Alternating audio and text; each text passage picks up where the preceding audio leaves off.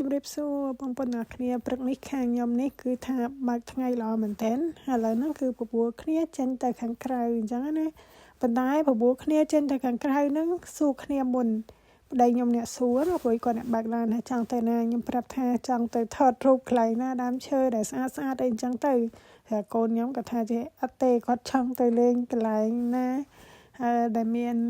ចង់និយាយថាកន្លែងក្មេងលេងណាដល់អញ្ចឹងហើយទៅមតិតិចមិនដឹងឈ្នះមតិភាគច្រើនពីអ្នកទល់ម្នាក់អញ្ចឹងនាំពួកគាត់មកលេងកន្លែងក្មេងលេងប៉ុន្តែកន្លែងហ្នឹងល្អបងប្អូនកន្លែងហ្នឹងសម្រាប់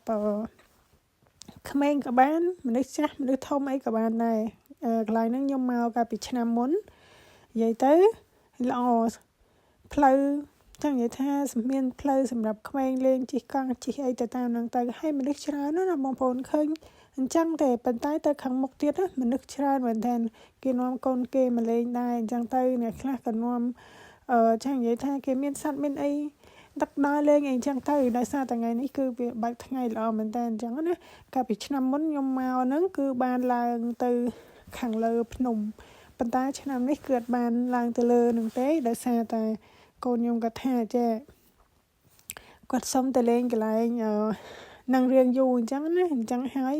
បានជាពួកខ្ញុំនៅកន្លែងនឹងរៀងយូរអត់បានឡើងទៅលើភ្នំទេហើយនិយាយពីថាប្តីខ្ញុំវិញណាខ្ញុំប្រាប់ថាចេះចាំផងឲ្យថតរូបឲ្យខ្ញុំណាមានតែបងប្អូនហើយ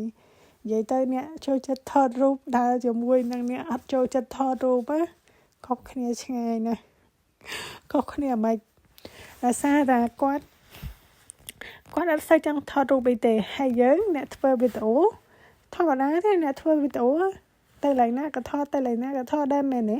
ដល់អញ្ចឹងហើយខ្ញុំនេះគឺចង់ថតរូបផុសអីអញ្ចឹងទៅអញ្ចឹងតម្រាំតាសុំឲ្យគាត់ថតរូបបានម្ដងហ្នឹងគឺត្រូវដែរតន់គាត់សិនអាហ្នឹងគាត់ថតឲ្យបើថាដល់មិនតន់ទេអាហ្នឹងថតខ្លួនឯងហើយ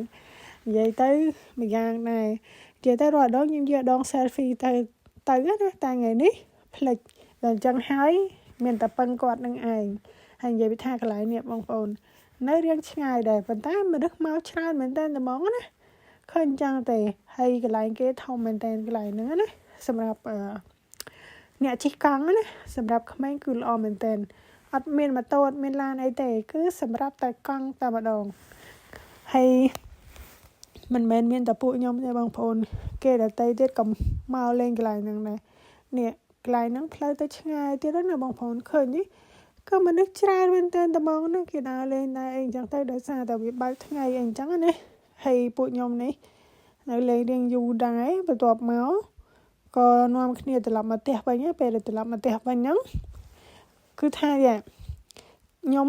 ថាបបួលគាត់ឡើងទៅលើភ្នំណានោះអាភ្នំដូចបងប្អូនឃើញហ្នឹងសាកូនខ្ញុំថាអត់ទេដោយសារគាត់ធ្លាប់ឡើងទៅម្ដងអញ្ចឹងណាវារៀងយូរធម្មតាឡើងភ្នំគឺរៀងហត់បន្តិចឯចំណាយពេលយ៉ាងហោចណាក៏ជិត1ម៉ោងដែរទំនន់ទៅដល់ខាងលើឥឡូវពួកខ្ញុំត្រឡប់មកផ្ទះវិញហើយវីដេអូនេះគឺមានតែប៉ុណ្្នឹងឯងបងប្អូនអរគុណជម្រាបលាសង្ឃឹមជួបគ្នាក្នុងវីដេអូក្រោយទៀត